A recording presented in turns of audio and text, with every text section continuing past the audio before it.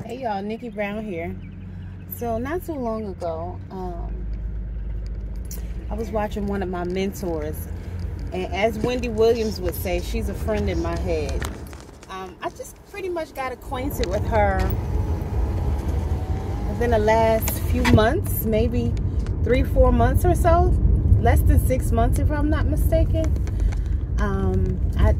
I know 6 months ago I didn't know who she was.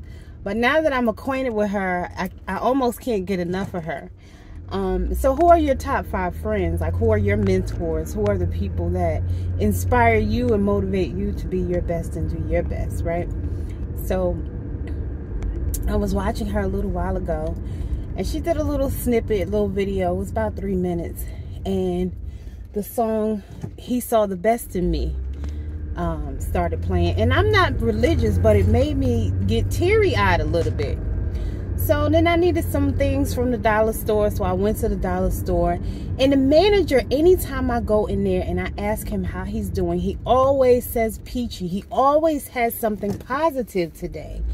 And today I said, how are you? And he said, just peachy, or trying to be. I said, trying? Because I was just so surprised. So I shared with him the story that I just shared with you. And then I gave him a little inspirational word. And by the time I left there, he just had me cracking up laughing. Because, I said, sometimes when you're going through something, if somebody comes in with an attitude, you just have to remember, it doesn't have anything to do with you.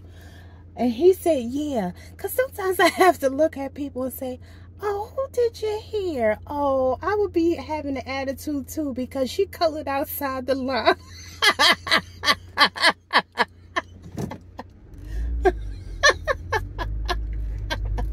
So you never know what a person's going through, what's going on in their mind, or why they're feeling the way that they're doing. But really, 9 times out of 10, it doesn't have anything to do with you, even if they take their frustrations out on you.